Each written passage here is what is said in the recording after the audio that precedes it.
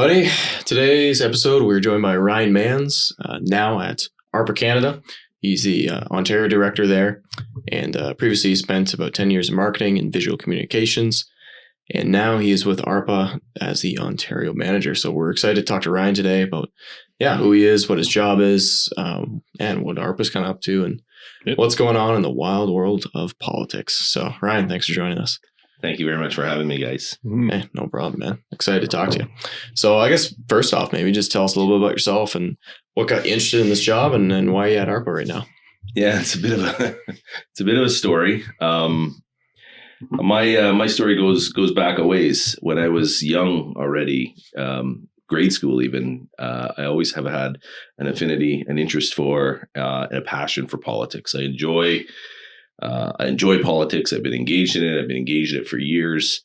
And so that's kind of where it begins. It begins with I think it was a grade seven assignment, where I was looking at Ontario politicians and working through the issues and ultimately giving a recommendation on who to vote for, in that project.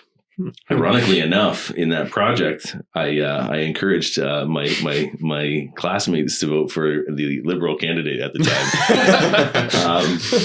I don't think I've encouraged anybody to do that ever since. So it's pretty interesting. But it is interesting to see when you're only looking at the facts and you're making decisions based on the facts. Maybe you end up somewhere else, and just shows you how many different things do influence you when you're making these decisions as well. Cultural things, who you are, who do you hang out with, those types of things as well. So I've always been engaged into high school. I took on opportunities to volunteer for many different political parties and not political parties, but many different candidates, and involved myself in different leadership campaigns at the time.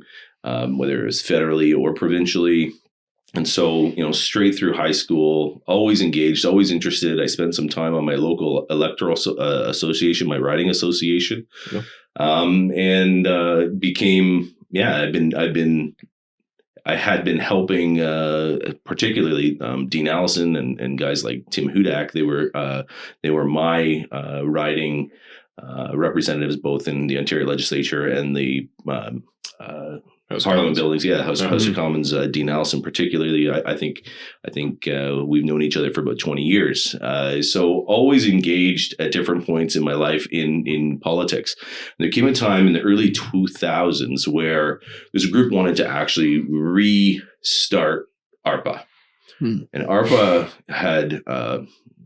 had been going and relatively successful, especially out west in the 70s, even 80s, and it kind of petered out in the 90s and then the early 2000s, and then there was an effort to get it going again, and I was actually part of that original effort to try to get things going again, but there really wasn't a lot of interest early 2000s, and so early 2000s also coincided with me getting married. You get married, children. Life happens.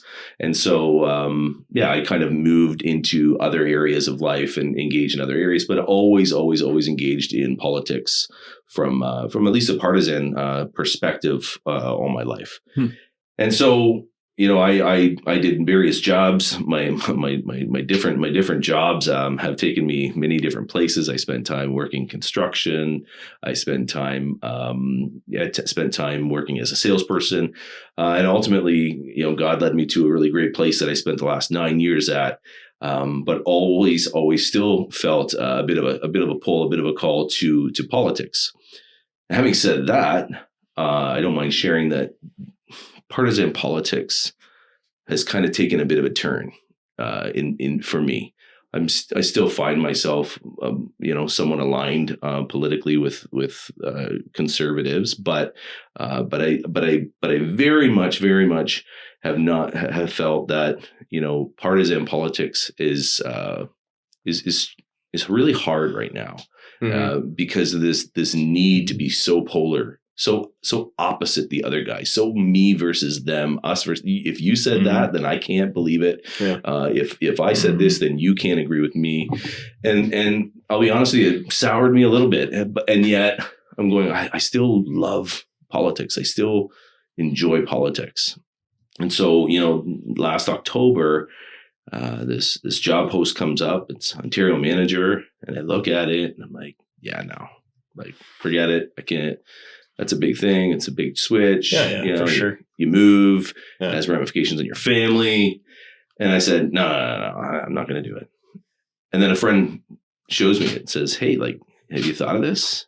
And I thought, yeah, I thought about it. But yeah, no, it's probably not a good idea. Not for you. No, or not a good time. Maybe if it was 10 years ago, like just all of the reasons not to. Yeah. And ultimately, I kind of put it out of sight, out of mind. That was about mid-October, and then the posting ended up until November the 30th, and the day of November the 30th, or sorry, the weekend before the Friday. So the 30th was a Monday, and the Friday, ARPA sends out an email and says, maybe this job isn't for you, but maybe somebody who would want to do it. And I looked at it again. I felt a little pull again. And I thought, no.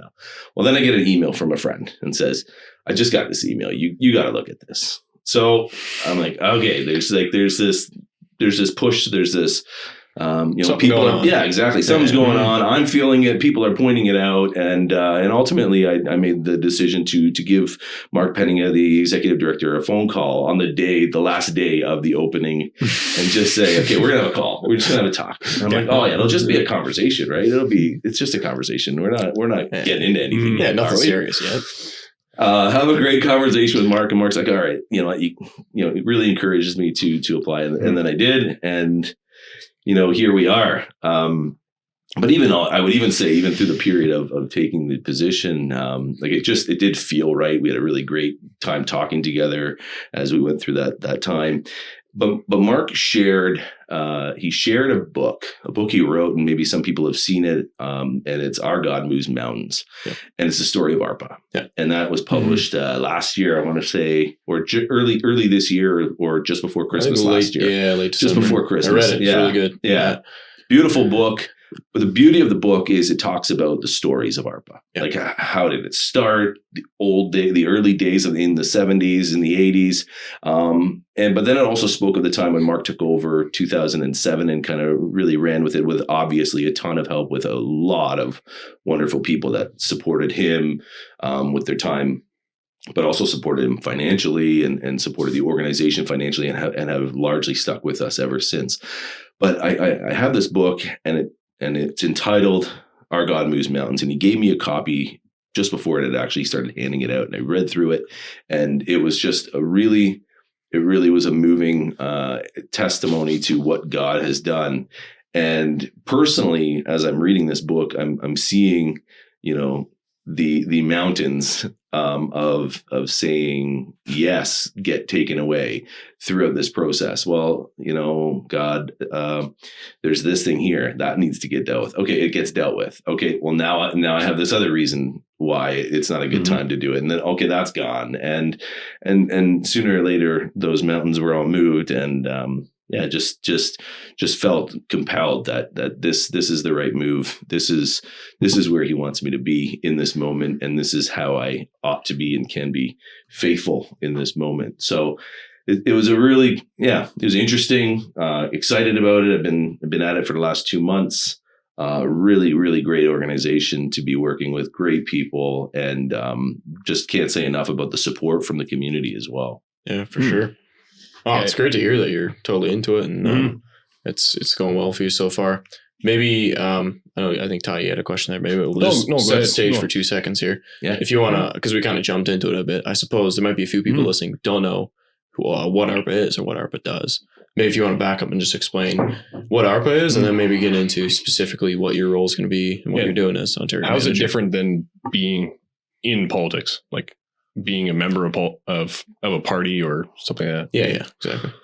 Yeah, no, that's great. The idea of ARPA is, well, let's start with the mission of ARPA. Sure. Right? The mission of ARPA is twofold. The first part of ARPA is to educate, equip, and encourage Reformed Christians to political action.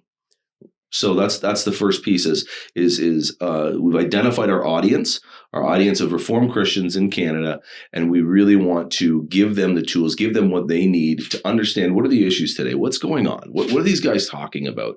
We hear them talk, but do we even really understand what they're saying?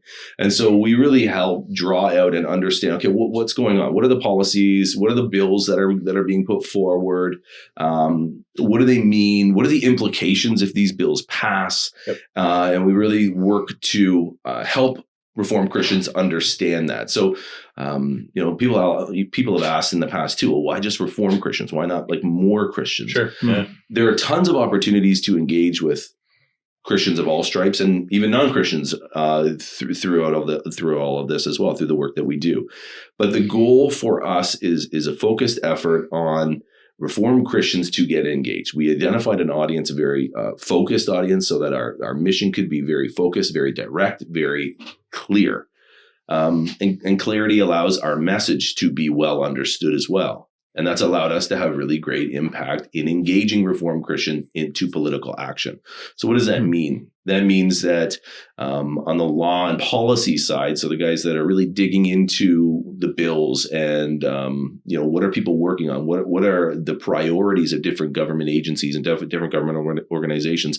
And we will produce written material for our people to understand, but also written material for the politicians to understand on the issues. Right. On the side of, the first part of our mission to engage Reformed Christians, we get that information to them, and then we tell them, okay, this is what you can do with it.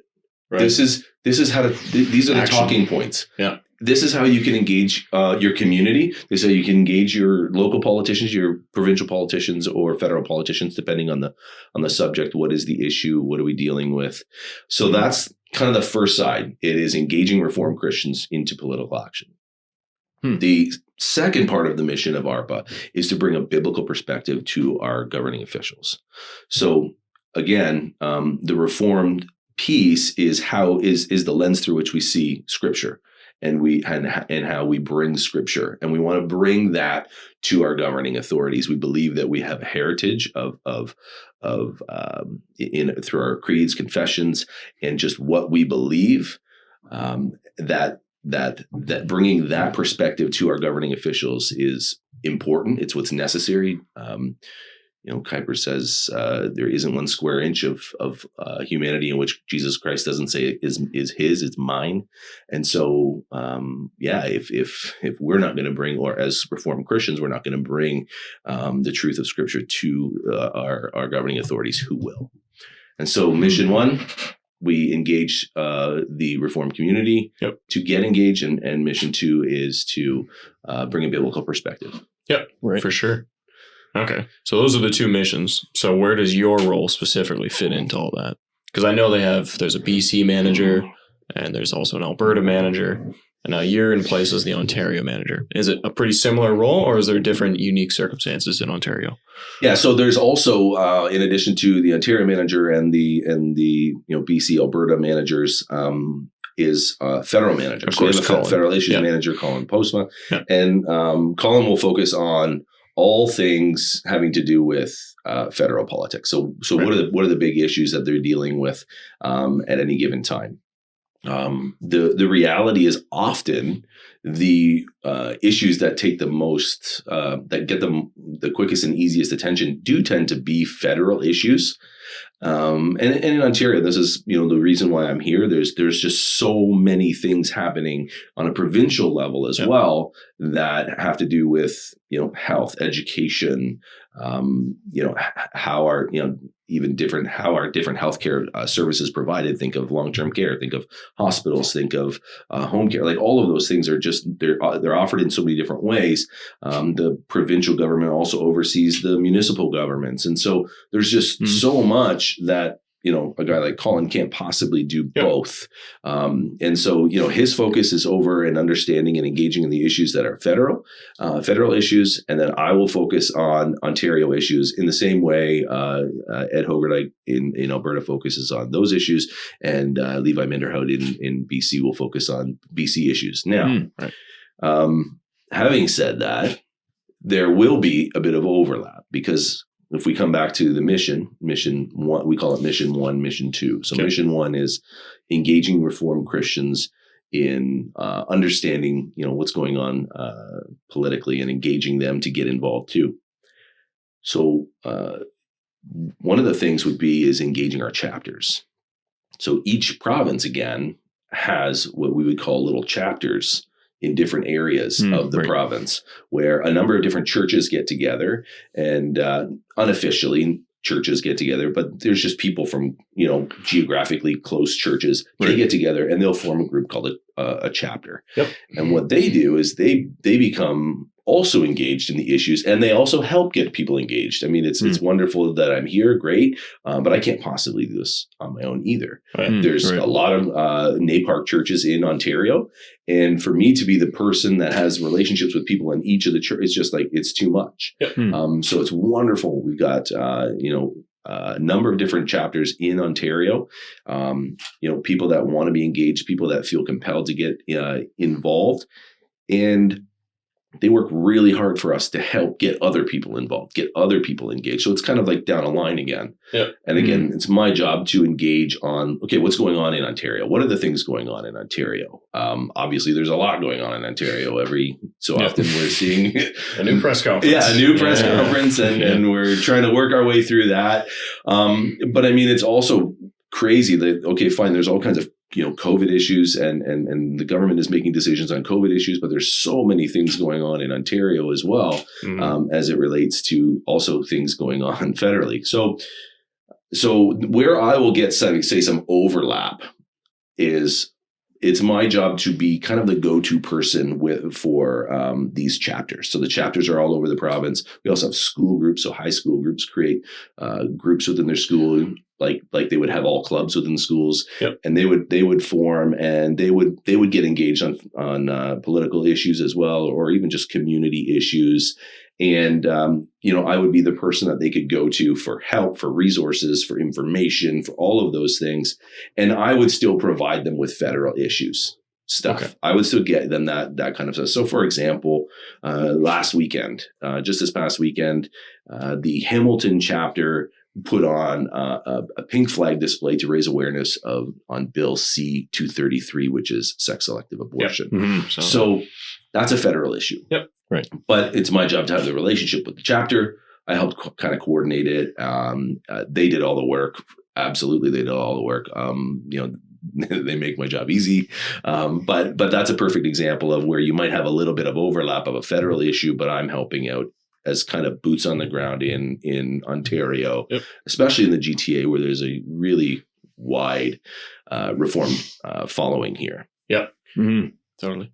So that's kind of, that's how I would engage, say, the people here in Ontario, and then there could be a little bit of overlap. But the next thing is there's other bills that are going on. We've also written different policy reports on things like education, elder care, things like that. And so it's my job to kind of get that information, and that's very it's information that we'll use in other provinces, but the people that will use it differently, if I could put it that way. So Ontario will create different laws for education than in British Columbia, than in Manitoba, and so on. Yep.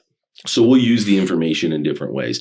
Then, as far as the Mission 2 stuff, my job will not be to be engaging with MPs at the House of Commons. That will be left with Colin. But here in the province of Ontario, it's my job to engage with the MPPs on issues at Queen's Park in Toronto. Yeah. Whenever I can get there. Yeah, I was going to say, yeah. So you've been, about 2 months on the job now? Yeah, 2 months on the job.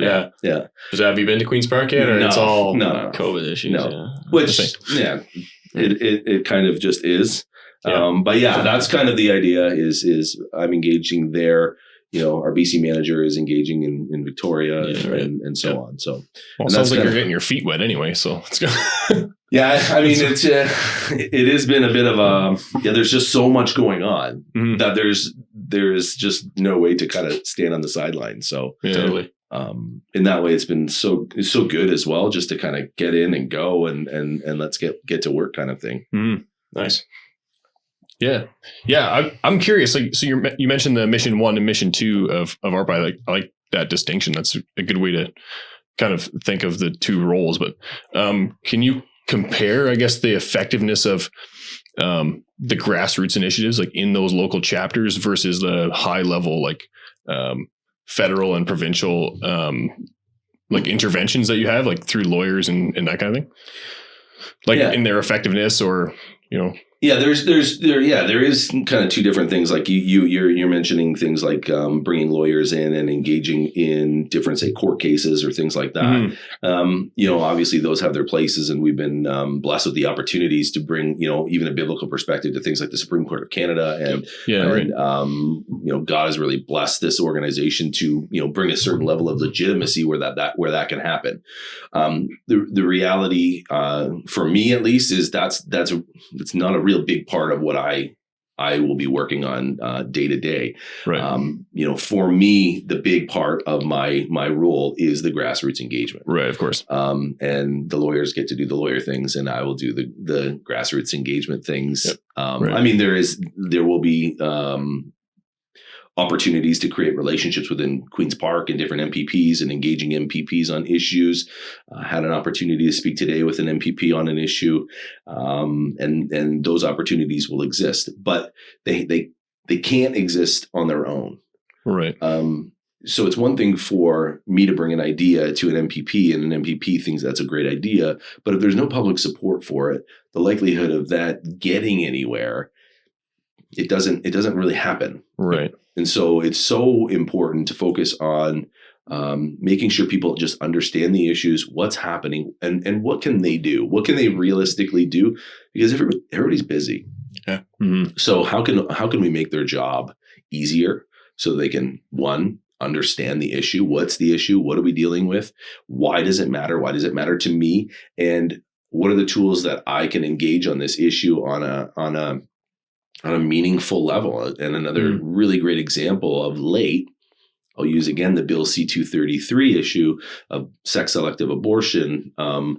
Just a simple thing. It was, if you took the full idea on it, it could be pretty hard. But there's just a simple thing where we encourage people to send in empty pink envelopes with a message to the MPs saying, this envelope is empty and it represents a girl that was lost to sex selective abortion. Just a very simple act that people could do to send it to their MP. Some people took it upon themselves to send it to all 338 MPs to make, an impact for all of them. And then last week, we start seeing some of the MPs show on their social media channels the pictures of a table full of different pink envelopes that they received from, our supporters who sent it in. And, really powerful opportunities of witnessing to your MPs where you stand on an issue. They need to understand, they need to know, what does the public say? What does the public think? Right. And so, and when you stop and really think about, the amount of people that are Christians in the country, that's not a huge amount. And then if you go take and we've decided to take an even smaller, finer slice of that pie into Reformed Christians, and the amount of impact our supporters can have had and continue to have, it's been incredible. It's been incredible. And if you open the book that Mark wrote, Our God Moves Mountains, the work that he's done, the successes that he's brought through, small acts of faithfulness from the people across the country, it's been incredible. Mm-hmm. So just even a little thing like that, you've got the attention, it makes an impact. Doesn't take a ton of time, like I said, unless you do all 338, then it does. Sure. But people have been able to have impacts, and that's really meaningful. And so there is definitely a place for expertise and understanding of the policy, because that gives you legitimacy. When you can speak and help write policy and explain policy, that gives you legitimacy in the eyes of the people that are governing. Yep. And so that's necessary. Yeah. But it's only one side of it. It needs to have the engagement of people real live voters, connecting with their governing authorities and saying, hey, I need you to look at this. I need you to pay attention to this issue. This is an important issue. And for ARPA, that's why, I don't care what party you're from. Yep. If you brought forward a really great bill, I want that bill. I want that bill, and I want people to hear that bill. I want that bill to pass. And I actually have a really, really great example of that. There's a bill in Ontario right now, Bill 203, and it's called the More Than a Visitor Act. And this bill has passed second reading, and it's right now at committee. And I've been able to kind of work with and engage other MPs on this issue to keep this bill moving forward. And it's an NDP piece of legislation from NDP MPP Lisa Gretzky. And it's just a really great bill that seeks to create opportunities for family members to make sure family members can safely go and visit their loved ones during an epidemic or a pandemic like COVID-19 while they're living in places like long-term care homes or hospitals. Nice. Because it's a recognition that the people that go visit these people are, as the bill suggests, more than a visitor. These people that visit in long-term care or congregant settings they're part of the care of these loved ones, of these elderly people or these infirm people. Yeah. Could be a lifeline in some cases. Absolutely. And we've all heard stories of loneliness and struggle of people that are in these congregant care settings. And they're feeling stuck, and they're feeling like, hey, I need to see, or their loved ones are feeling stuck because they want to see their loved one that's in that home. Yeah. And so, Lisa Gretzky brought forward this really great bill that actually has all party support. But, to kind of make sure it gets to the end, I'm excited to be engaging some other MPPs to make sure that it kind of gets there. Right. But I'm going to be kind of engaging the grassroots as well to encourage their MPPs to make sure that this happens as well. And to me, again, an NDP MPP's bill, Lisa Gretzky, she's done a great job. I don't really care who did it. Yep. It's a great policy. It's about the policy. Bill. Yeah. And not the party. It's a pretty rare stance. Yeah, no, good for her. It's nice to hear that that's happening. Yeah, I had an awesome conversation with her, somebody in her office the other day. We kind of chuckled about the fact that we probably don't typically, get on the same page on some issues.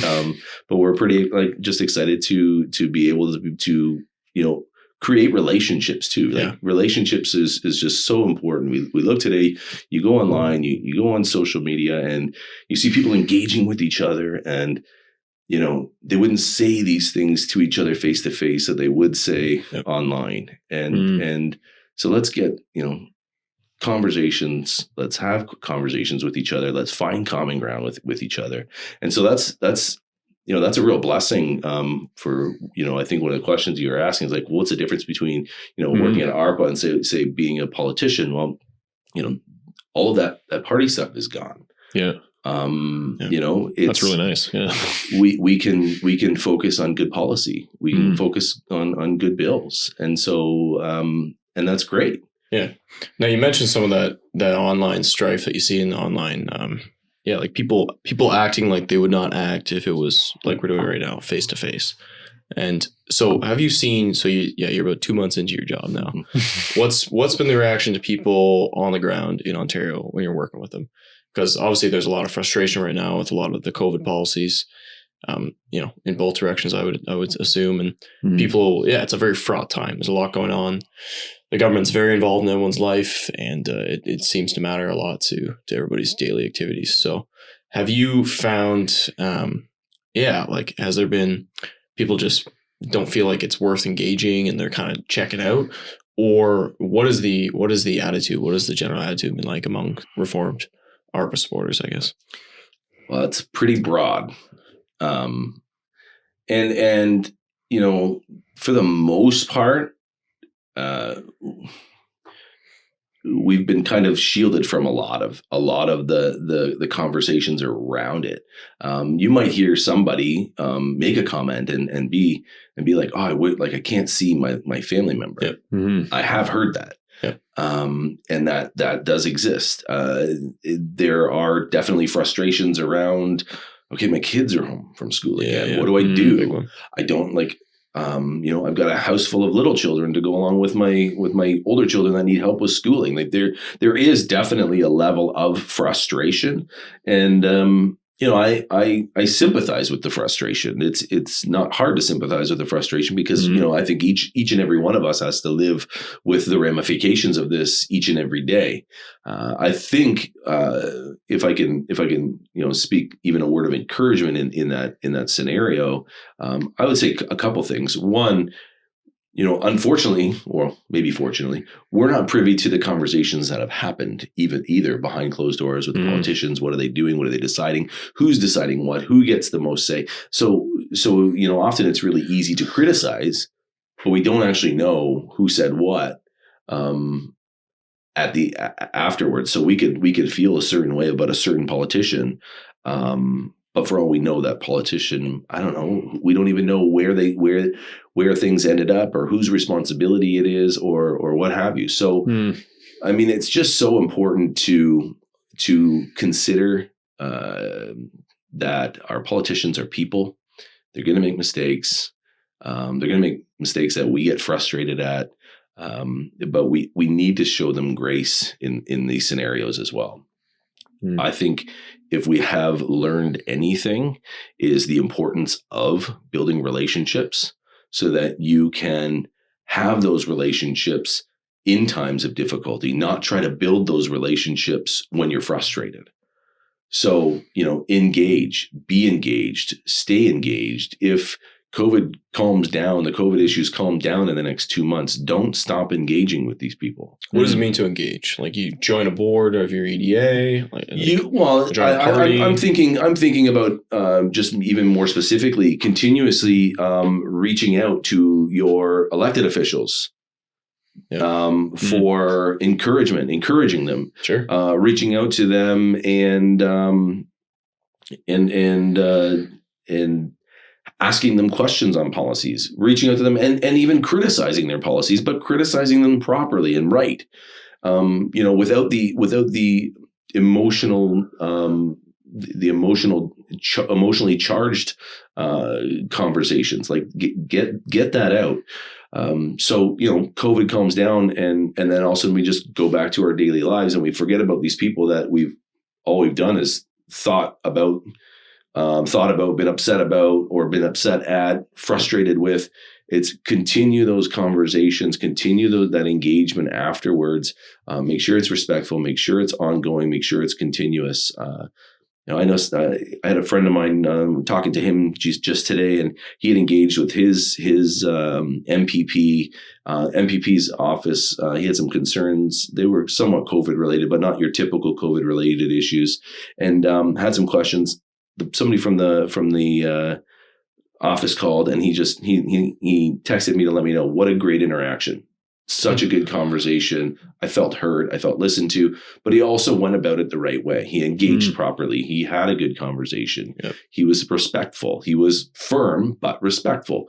And so, I think we've been able to do a lot as a Reformed community.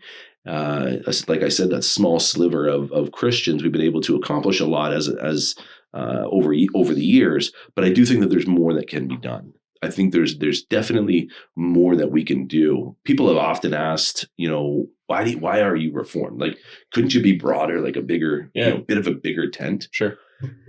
And the truth is we don't think that we've done everything we can do with this small, big enough, but group that we feel like there's more work that can be done to stay engaged and keeping each other engaged and encouraging each other from, away from being frustrated and away from being cynical. It's so easy to get cynical, but of all the people in the world, Christians don't have to be cynical because we already know what the outcome is. We can lose every political battle there is, but we know what the result's going to be ultimately. And so that gives you a lot of gas to kind of keep going. When you have a couple of losses, so to speak.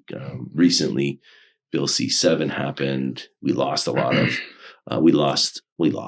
I believe our country lost in that bill, where the ability to have assisted suicide, gets extended to those that are disabled and also mentally ill, eventually mentally ill, and our country loses there. Yeah, we don't lose; our country loses. Yep. But again, you get up in the next morning because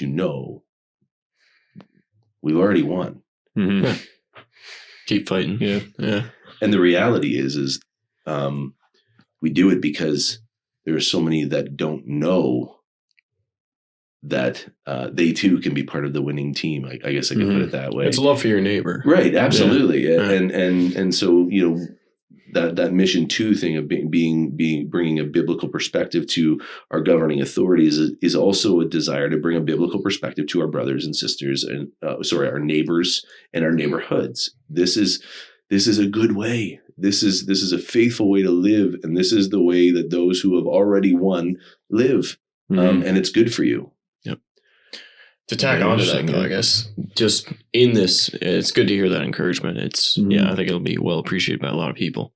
But I guess another challenge of politics in these times, and I mean, I'm pretty young. Maybe you guys can tell me as well if this was always the case, but it's very difficult to have conversations with people with who you disagree. Or at least it can be very often, particularly online. But even in person, it's like you mentioned off the top, it's so polarized, right? Like it's a real challenge. Do you have any insights or any advice for people, especially on an issue like COVID that's so divisive, how to have a conversation that's that's still firm but respectful, showing grace, but still not backing down and making your points at the same time?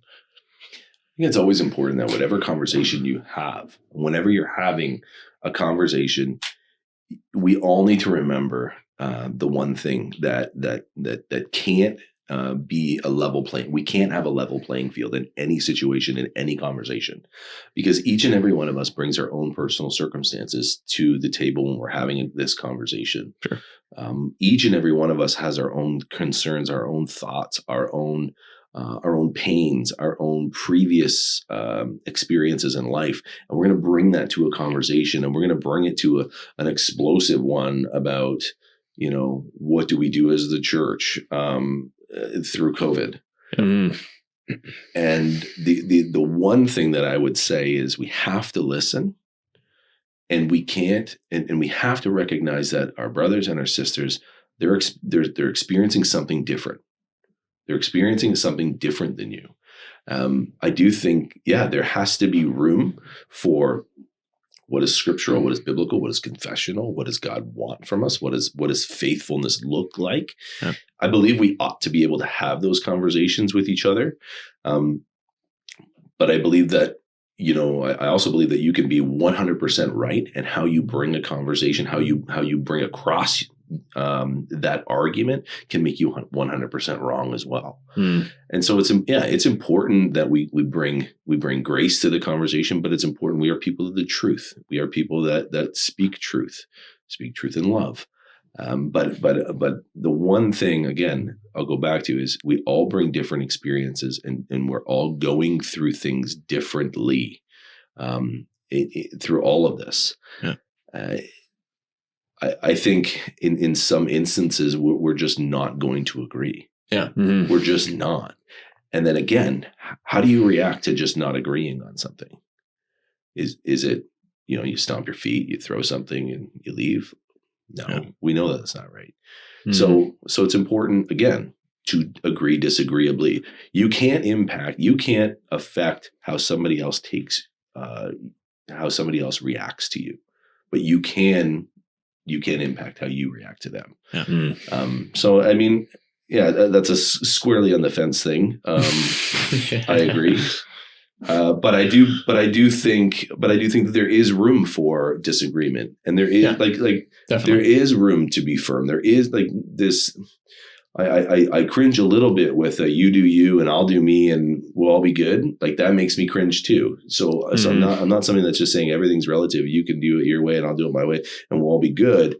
I think we need to be willing to go there with one another, as in challenge one another. Yeah. but we also need to be willing to be challenged. Yeah. Mm-hmm. No, and you brought up a good point too. Like just when you're coming into a conversation or even an argument with another person, you're coming from your point of view. And so that's where your logic and your reasoning is coming from. Yeah. But your starting point of view probably isn't the same starting point as the other person.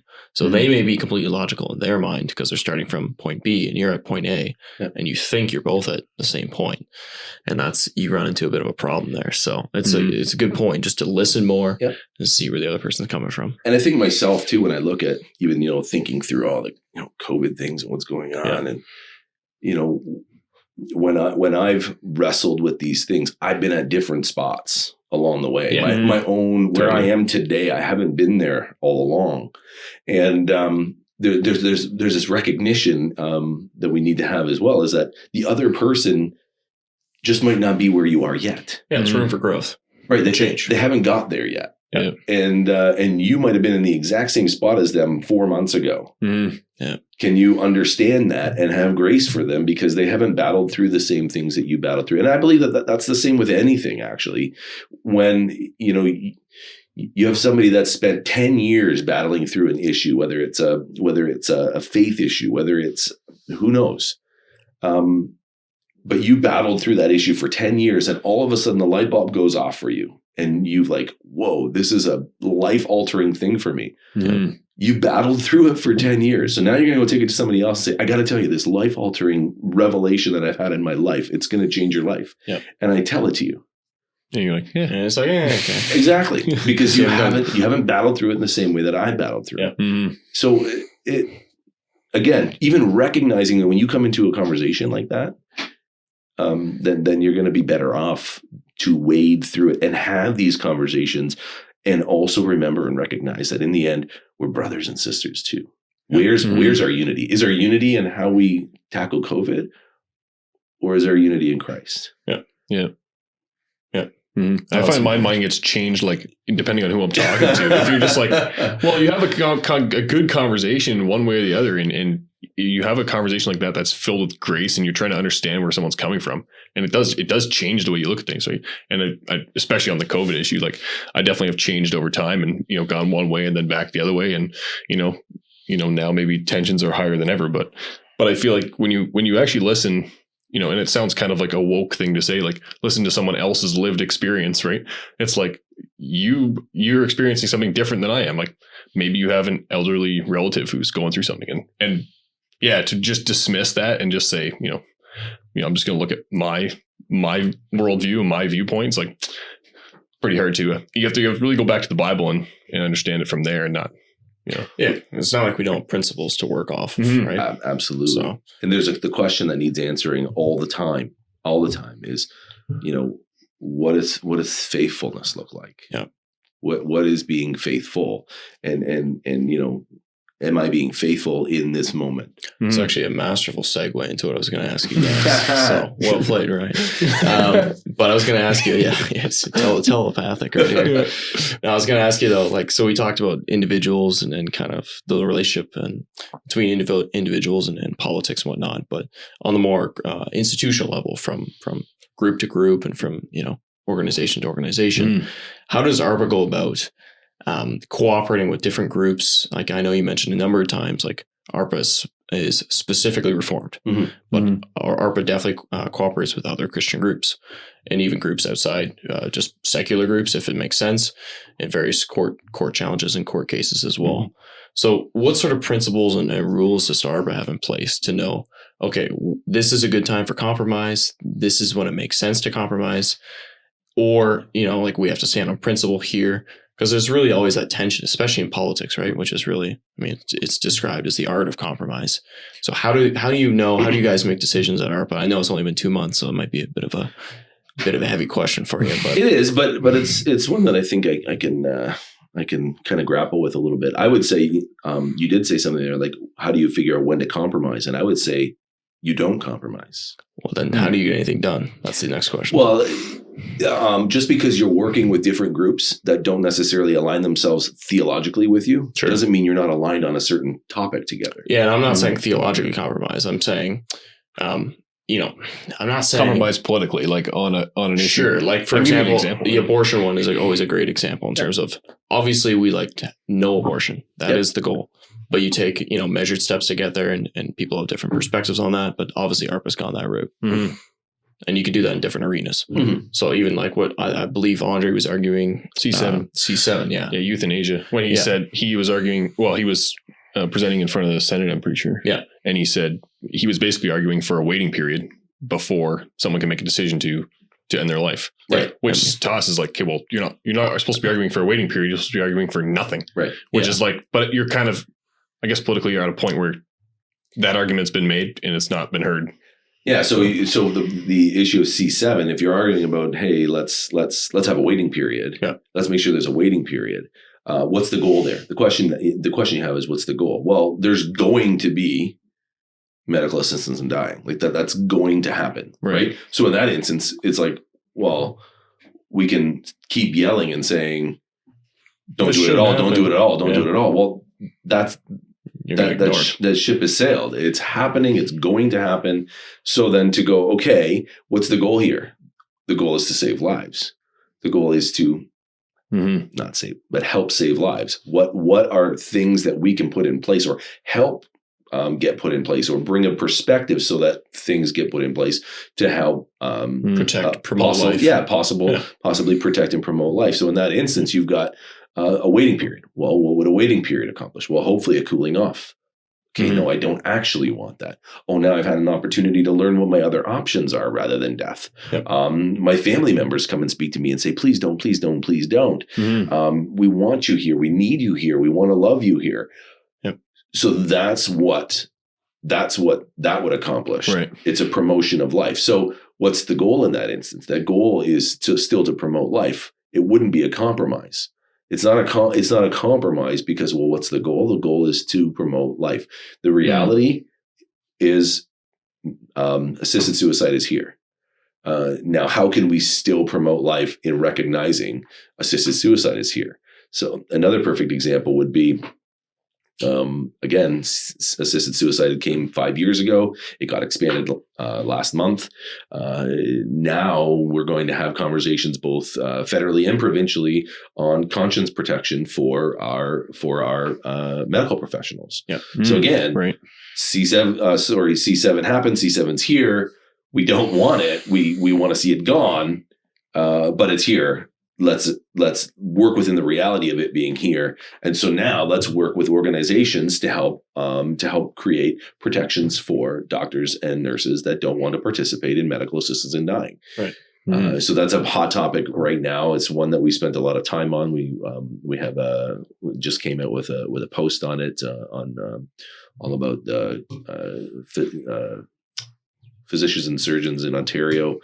We just created a post all about conscience protection. Yeah, exactly. Conscience protections for them. So I would say I wouldn't use the term. Oh, I see what you mean. Actually, compromising. It is principle, because you're saying we're not giving up on the principle that we're against assisted suicide. We're still against it. Yeah. But given the current political reality, we're going to argue for at least this. Exactly. Yeah. Okay. Fair so enough. what things can we put in place or help put in place that still promote life? So again, the abortion conversation, that's been a hot topic. It continues to be a hot topic of, do you go, we want to see nothing, or do we want to see an incremental approach? Yep. And yeah, strategically an implemental approach would save lives. Yep. It would protect life. It promotes life. So do we want to see it abolished? Absolutely, we want to see it abolished. But do we still meet? You're still in line with the principle. Exactly. If you go with the incremental. So I'll put a perfect example to you. Somebody asked, well, how many lives are lost to sex-selective abortion, let's say? Sure. And the conversation isn't about how many. It's about, are they? Yes or no? Well, yes. Okay, that law should be there. Yep. If it's one, great. Yep. A life is spared. A mother may be given a sober second thought, or a father as well. Like, a mission accomplished. It promotes life. So compromise, no. what is the principle? The principle is to promote life. And so, I totally I totally appreciate the question, because I think it's a question or a conversation worth having. Yeah. But even and then you have in those scenarios, so conscience protection, you're engaging with other different Christian organizations to help make this happen, engaging with MPPs to see what can, how can we encourage. We have like I said, we're working on policy writing to promote that and bring that to the different MPs or MPPs, so that they can be aware of, what do we think about this? How do we protect life? How do we protect doctors and nurses in this scenario? Yeah. But to play a bit of a devil's advocate on that one, if you said, because touching on that, you said even if it saves one life, it's worth it. But I mean, if you were pro all these COVID restrictions and all these lockdown policies, that's the argument that they're making, essentially. So I would say maybe you would have to consider the trade-offs in such a policy. With the sex selective abortion bill, the trade-off is okay, on the one hand, if you put the bill in place, you save all these lives. On the other hand, if you don't, all these lives are lost. So it's pretty black and white. That's easy enough. Absolutely. That's from a legislative level, right? As opposed to then the COVID stuff, that's where it gets dicey, because you're like, all right, you save some lives here, but you hurt them on this side of the ledger, and then back and forth. Exactly. So I think I just thought I'd point that out. But and that's a legitimate, sure. Okay, saves one life. But then what's the flip side? Sure. Yeah. So if you don't have it at all, what does it do? Yeah. Yeah. You'd have a hard time making the argument that you're quote unquote letting people get stuck with a baby they don't want. That's a pretty hard argument to make, as opposed to you give up, going to a baseball game live and we save lives. That's the argument. It's a little bit of a different, so just making those cases is I guess where ARPA can just be it's would have to be inhumane not to notice it. Right? Yeah, totally. Yeah. So that's kind of how ARPA deals with these things. And I guess we didn't really get into in terms of what sort of organizations you guys cooperate with. Yeah, you guys work with the physicians. You mentioned physicians. Yeah. Do you guys work with other religious groups who have similar concerns? Or not really so work much? With, or can it really depends on the issue. Yeah, it probably depends on the issue and their engagement and what are they interested in engaging on. There's many different organizations where you might have an organization that exists strictly for, there's Canadian Physicians and Dentals Association, and their job is they're Christian doctors and dentists and such, and that's what they focus. So then the idea of conscience protection for them is huge. Perfect. That becomes they eat, sleep, and breathe that, right?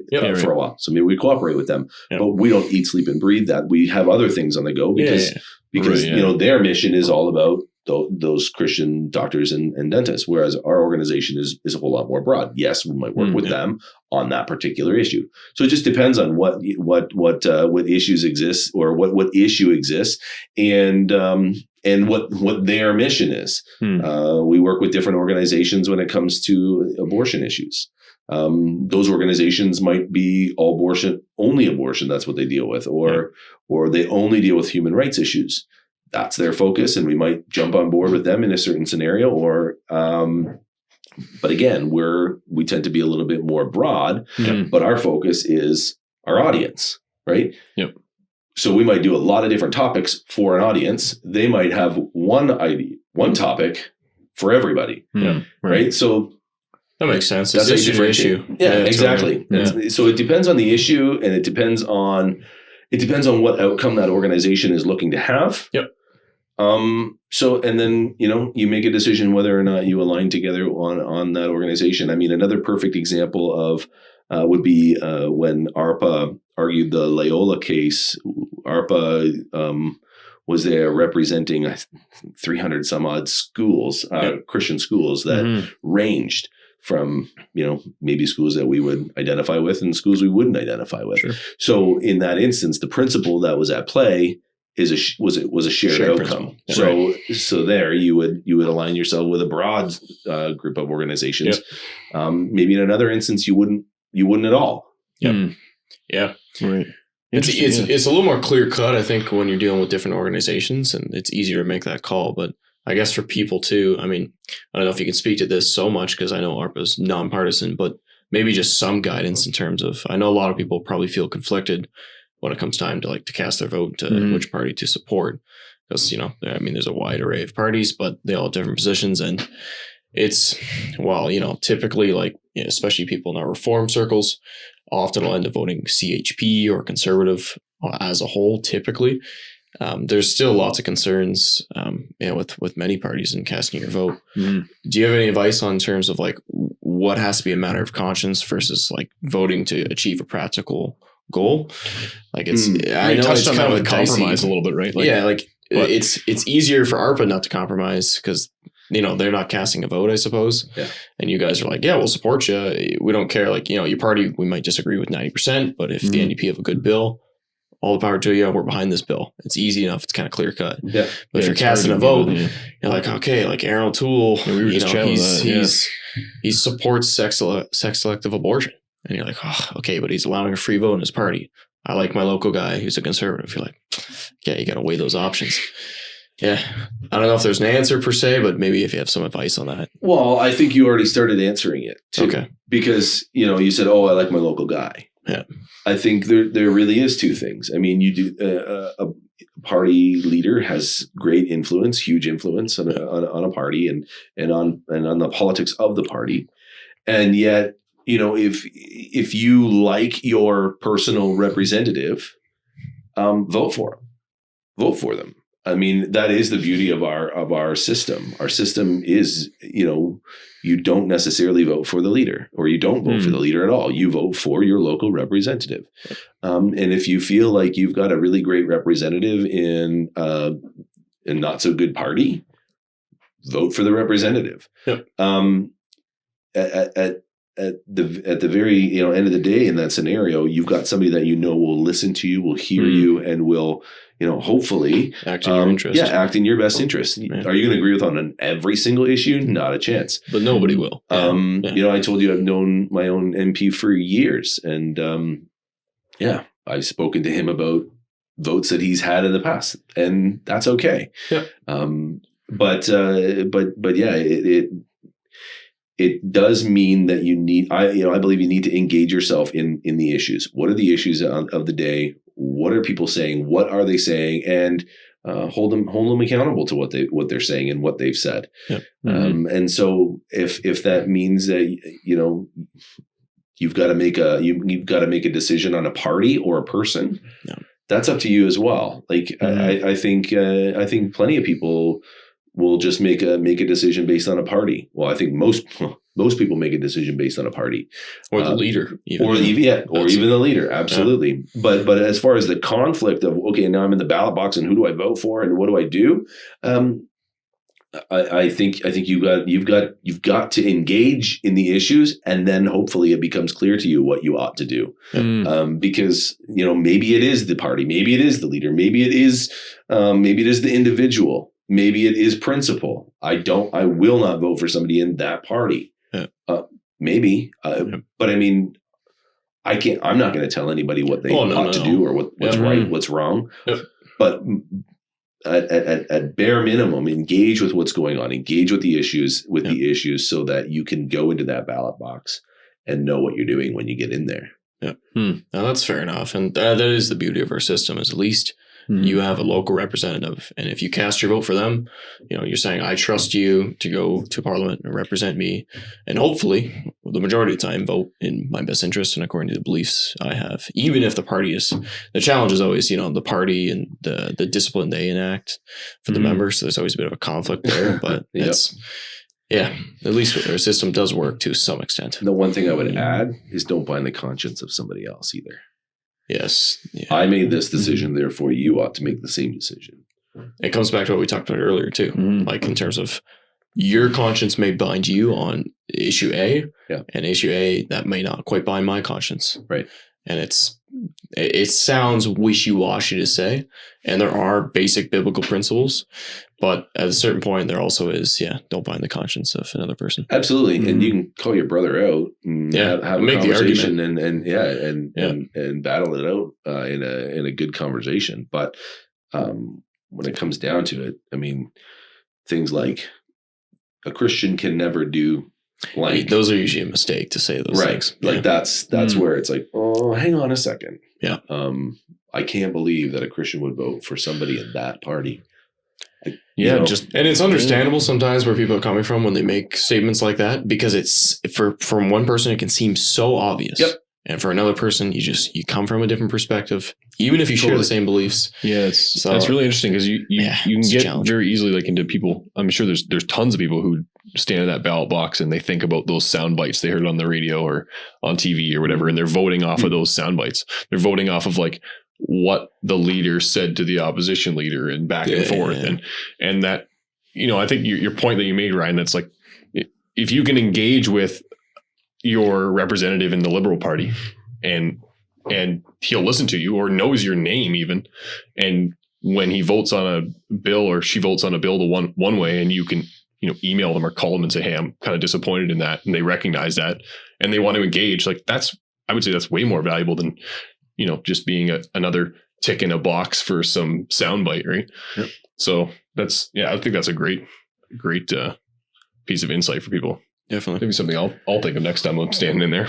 Yeah. So it's definitely good just to break things down and get back to first principles and talk about what it means to engage and be involved in politics. I was gonna say maybe we'll throw it to like what's going on for a few current issues, but do you got anything to add to that combo before we move on? No. Yeah. We can move on. That's fine. All right, cool. Current issues. Yeah, lots of current issues. Well, we touched on euthanasia a bit. So is that ship pretty much sailed? There's not much left going on there. Well, I mean, right now, what's happened? Just to give a quick recap, Bill C-7, and it's worth pausing there for a minute. If you're a supporter of ARPA, you would have seen a ton of activity and a flurry of conversation and asks from us. Hey, this is what you can do. This is what we want you to do. This is what you could do. I think it's important to pause and go, hey, thank you to our supporters, because this bill made it through, and so it makes it through the House of Commons. And it goes to the Senate, and the Senate gets it, and the Senate has an opportunity to either just pass it or they have an opportunity to make amendments to it. And as the Senate was making amendments to it, our supporters were just sending in information and letters and messages and phone calls and you name it. And the bill actually came back from the Senate worse than when it got there, and ultimately passed as what we would consider a worse piece of legislation. But where we would pause and say, hey, this is awesome, is the engagement, the level of engagement. There was so much, so many letters, so many phone calls, even the last day where the last vote happened in the House of Commons. We asked people to just pick up the phone and call, possible MPs to get them to change their mind. And people stepped up and made a ton of phone calls to just one last ditch. And ultimately, the outcome wasn't the outcome that we wanted, we prayed for. But again, ultimately we know what the full outcome is going to be, and so we move on and we carry on. So I think it's really great to pause and say thank you to our supporters for the ton of activity that they made on that issue, because the MPs and the senators heard a perspective that maybe they wouldn't have heard. Yeah.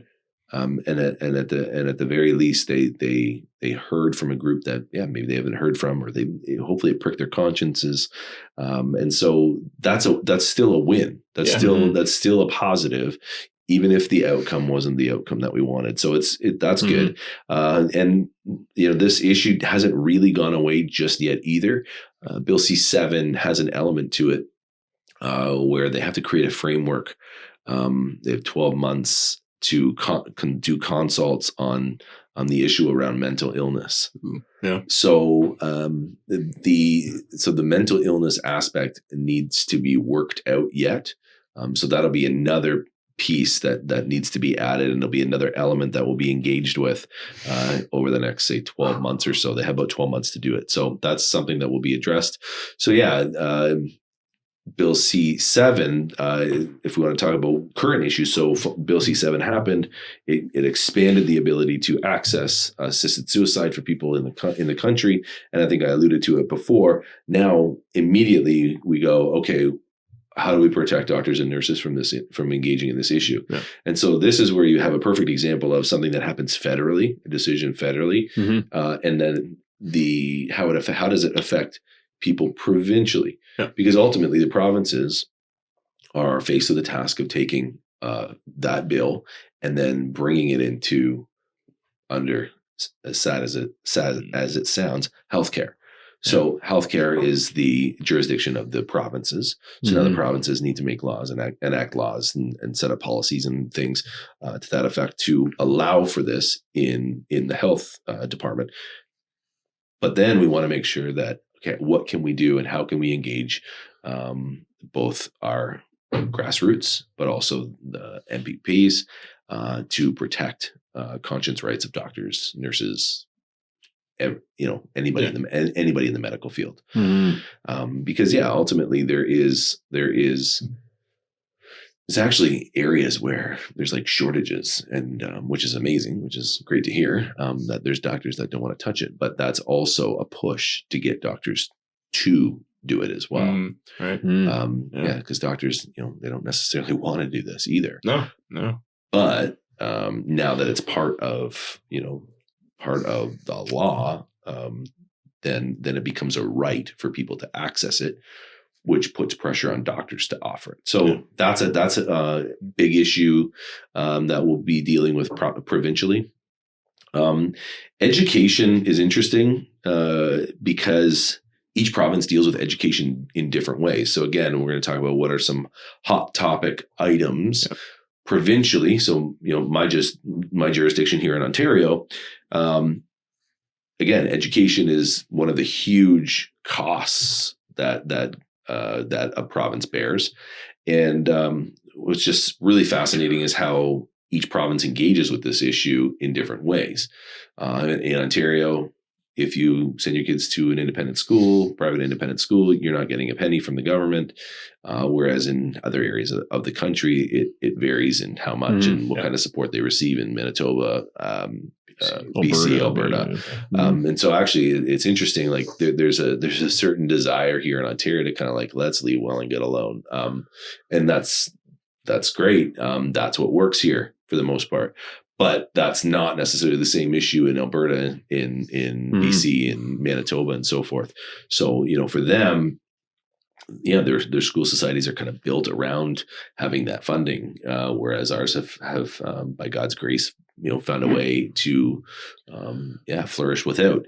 So that doesn't mean that there aren't educational issues at play. Curriculum stuff. Right. And so we created what's called a educational diversity policy paper. So we're just trying to make sure that MPPs understand, okay, what does that mean, educational diversity? What good does having diversity in education bring a province? What do you mean by diversity? So by educational diversity is by what we mean by educational diversity is so for example, in Ontario, you have English Catholic, French Catholic, English public, French public. Yep. Right. That's that works out to about it's almost actually that's 3 out of 4 schools. Okay. So 1 out of 4 schools, almost, I think it's 24% now. 1 out of 4 schools is a private independent school. Right. That's a pretty high number. Yeah. It's actually really high. Represents about 125,000 students in the province of Ontario right now. So Ontario's getting off easy with their bill then, probably. Absolutely. And that's part of the conversation, not necessarily to talk about, okay, we want money, but money is a conversation. Like the fact is, in every province, independent schools save the government money. Yeah. If it costs $10,000 or $11,000 per student to go to school in Ontario, while 125,000 students save the government billion something. Hopefully my math is right, but it's a big number, right? So 125,000 students times about 10 grand a student. I think actually the number is 11,000. So it's a big amount of money that taxpayers are saving the government, and so all the other taxpayers as well. So, I mean, there is a conversation about equity there. Like, hey, like this is a good investment. If you gave, $2,500 a student, you're still net 7,500. And even if you did give $2,500 a student, how much more people would get into the system of using independent schools. And so every additional student's another $7,500. So this policy isn't necessarily about money. it's focused on, three big elements of educational diversity. So, the first one is a parent's right to choose. So there's charter issues. There's, hey, my right to educate my child in the manner in which I want them to be educated. Yeah. And then, there are practical elements like, hey, like a diversely educated student body or like children in a province, that's going to be good for you. Yep.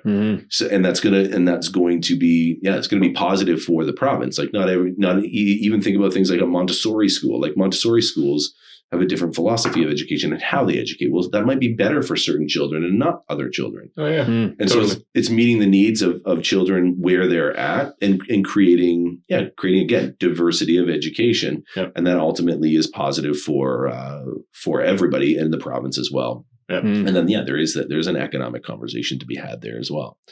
So, this educational diversity policy, something we came out relatively recently. It's gone to all MPPs for them to see. Hopefully they've seen it and engage with it. And then we'll start finding ways to engage with them in conversation on this issue as well. Is all that kind of stuff like just on the back burner right now because of COVID? Or is there still stuff going in kind of the back door? No, what's interesting is the ability to meet.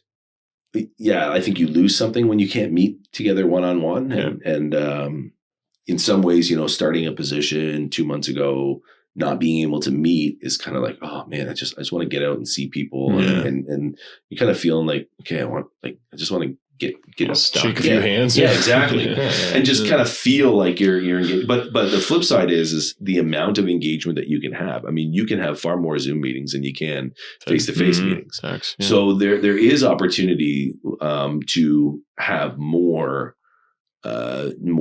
meetings and they can even be meaningful meetings.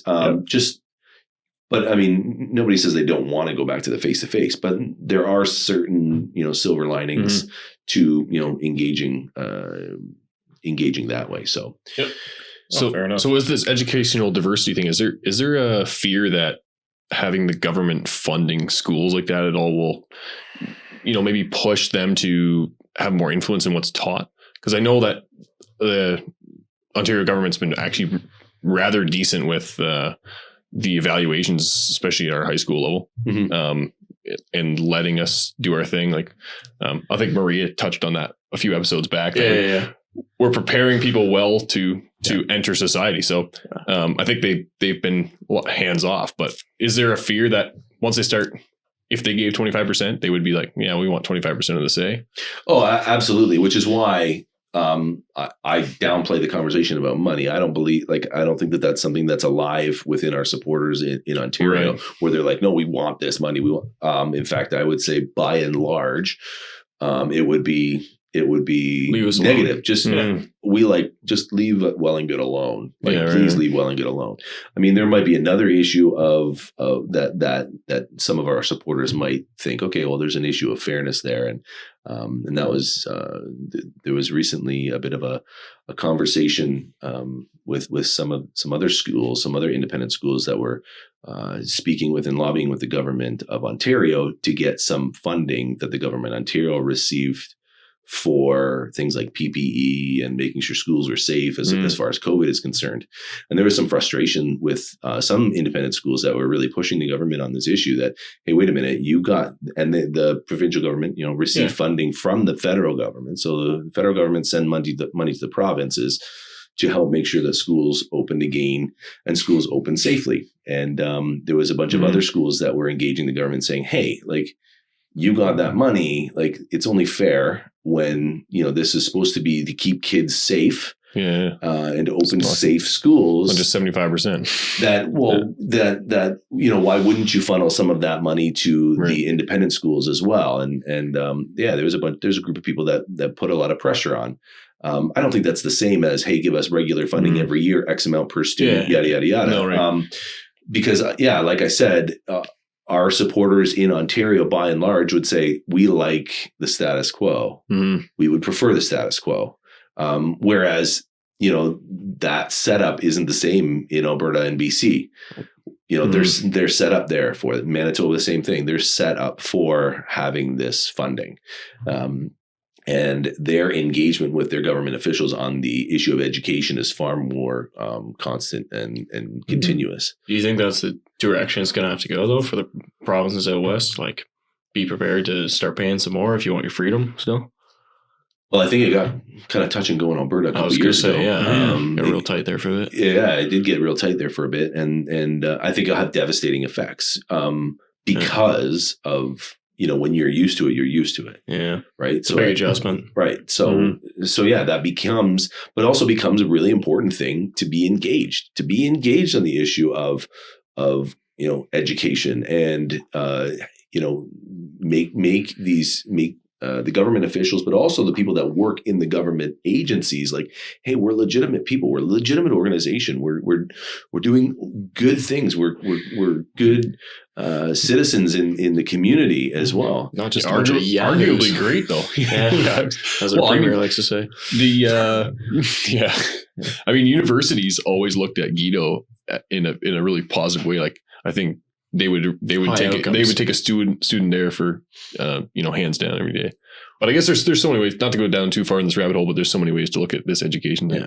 Yeah. There's like the voucher thing too that people have been talking about, like the government school choice vouchers. Yeah, right. That makes a lot of sense, so you can put your money toward what you want to put it toward, right? Yeah, that's definitely something that people do advocate for, rather than a per student amount that goes straight to the school. It's like, no, it goes to the parents. You got to use it towards something. It allows choice in education. Again, that's a positive thing. It would be a positive thing, but again, we would want safeguards. Yeah, right. I'm certain that we would want safeguards in place as well. Totally. No interest in overhauling her at this point.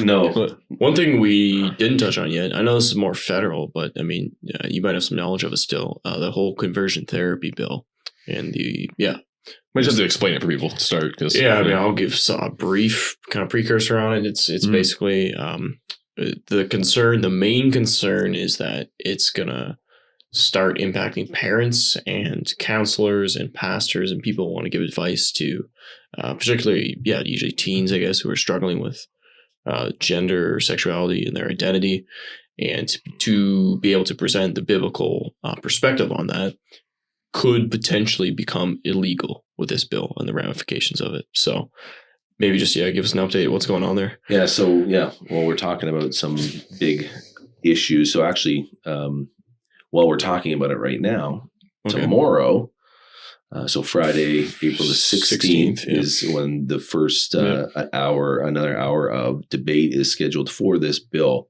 So it's very, it's a timely thing. It's an issue that is on the go right now. And I think it's important to note one thing right off the hop when we talk about conversion therapy, and that is, we do support a ban on conversion therapy as it pertains to some of the more invasive measures that have been done in the past. Yeah, like electric shock or something like that. I think that's the one. That's the one that everybody kind of goes to and says, the electroshock therapy. How can you support electroshock? And we're like, whoa, no one supports it. We're not supporting things like electroshock therapy. And so it's important to recognize that, we would definitely support a ban on conversion therapy. The problem that we're having is with the definition of conversion therapy with this bill does exactly what you said. It could possibly outlaw positive, any kind of body affirming or biological body affirming talk therapy that you could get from your parent, your teacher, your pastor, an elder, and so forth. So definitely, this is a piece of legislation that definitely needs to be on the minds of our supporters and hopefully your listeners, because the impact that it can potentially have, where a pastor or a parent can be jailed, fined, you name it, just by bringing a biblical gospel-centered message to their child, encouraging to, love the skin that they've been given. And that ought to be alarming, because, there are people that have certain attractions, say same-sex attraction. They want this. It's something that they've asked for.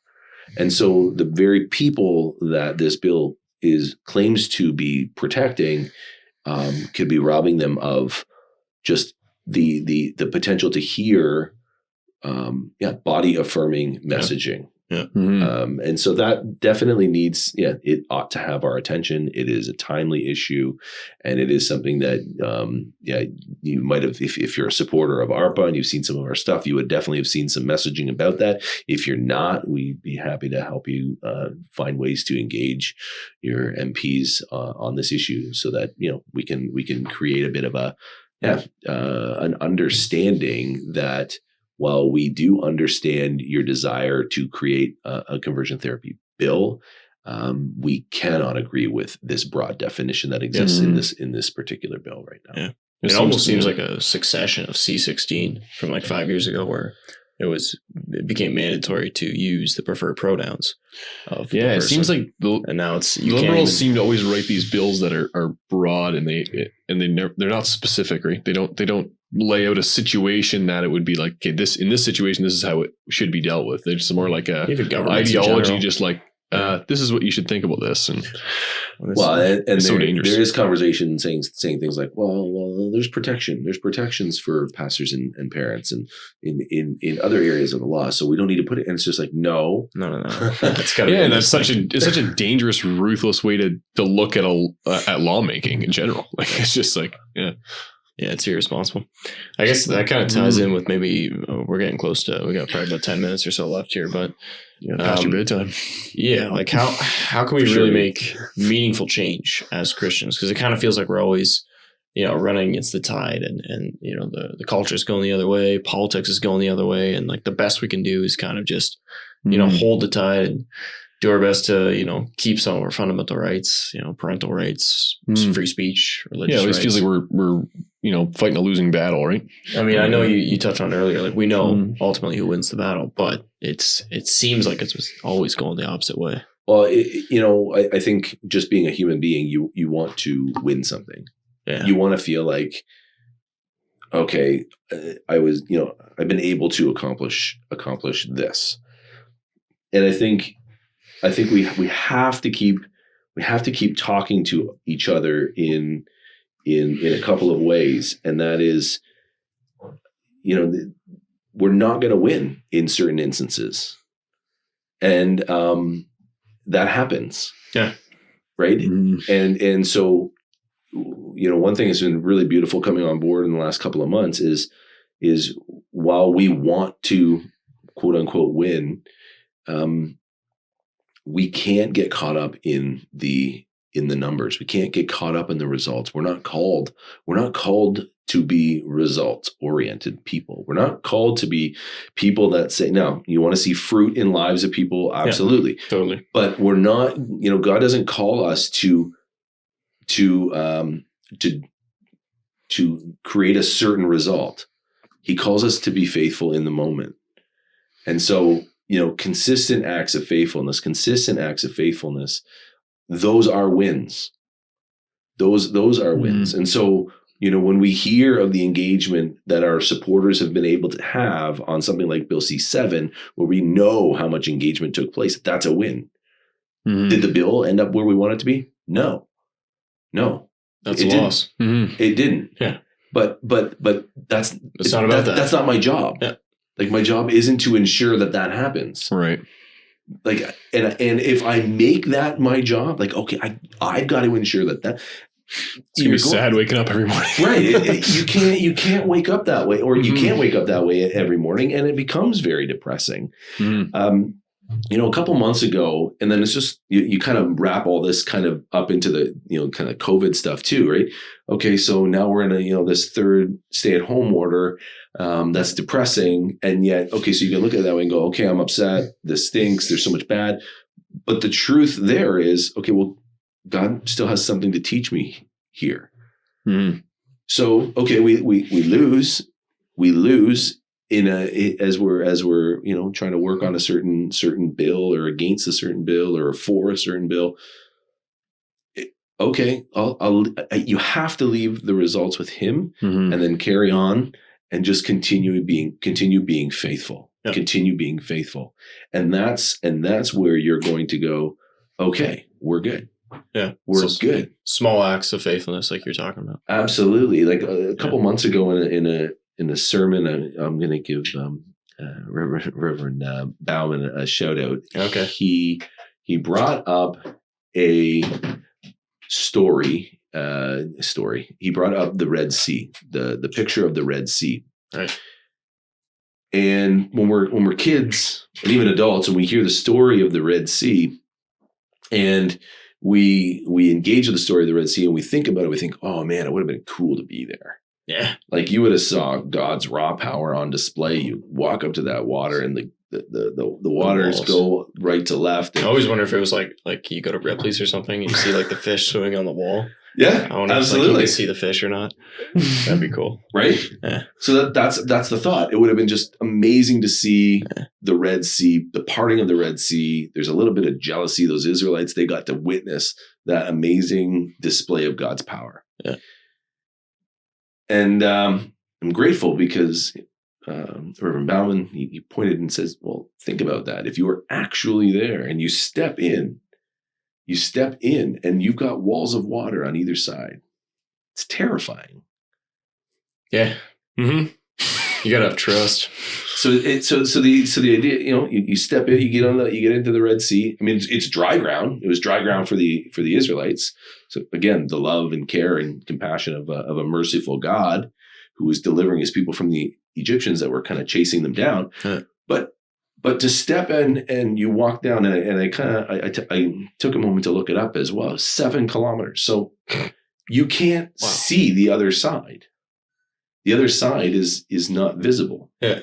And so you're stepping out into this wall, 2 walls beside you of water, and you've got to go step out and you've got to walk out. You're going out in faith. Yeah, totally. And so that picture was just really helpful as you're kind of going through this, this stuff with COVID, but also you take it to this position at ARPA where, it can feel really imposing. Yeah, you've got the walls and the world, and they could crash down at any time. That's what you're thinking. Yeah.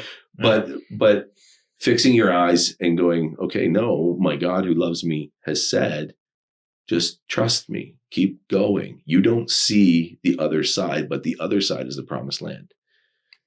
That's what we're called to do. Yeah. That's what we're doing right now. So I think for us, most of us, our reality has been for many years is this level of comfort, relative ease.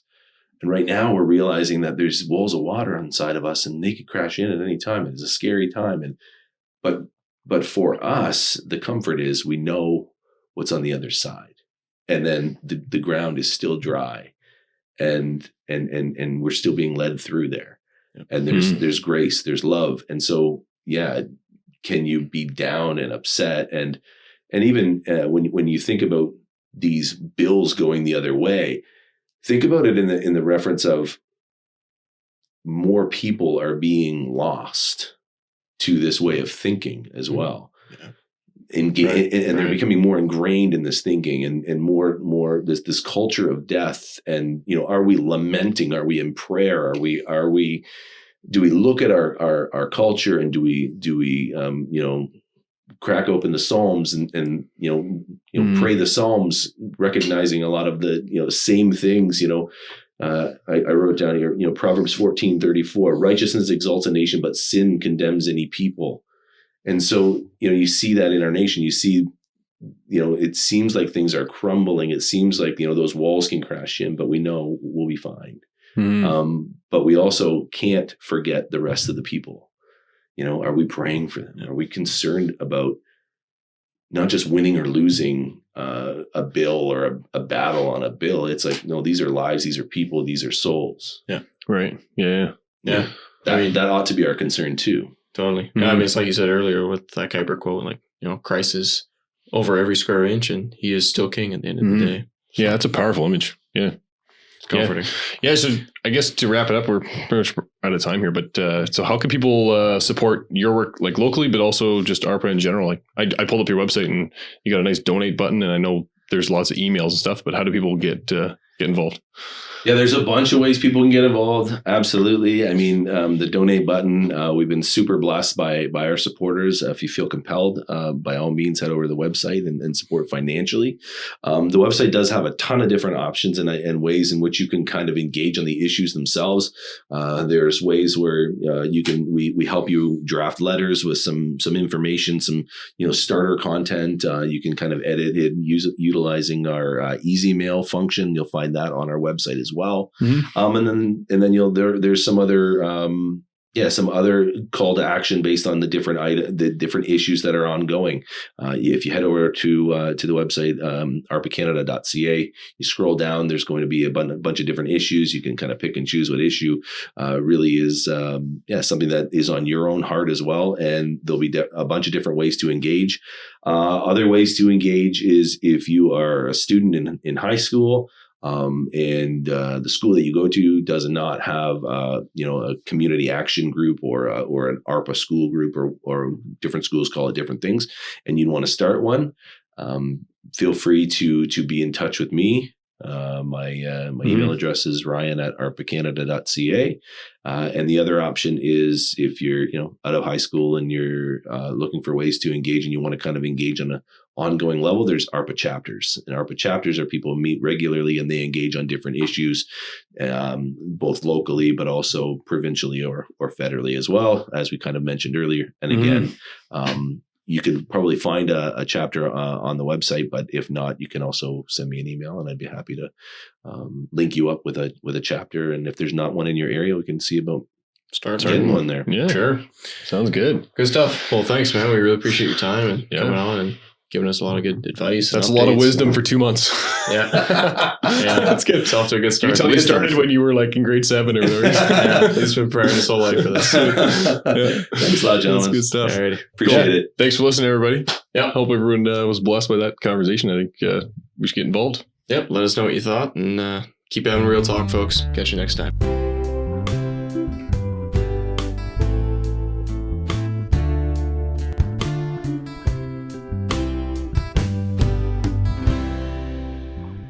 Thanks for tuning in to this episode of Real Talk. You can send us your feedback by emailing us at reformedrealtalk@gmail.com. You can find us on social media by looking for the handle Reformed Real Talk. You can find us online by going to realtalkpodcast.ca.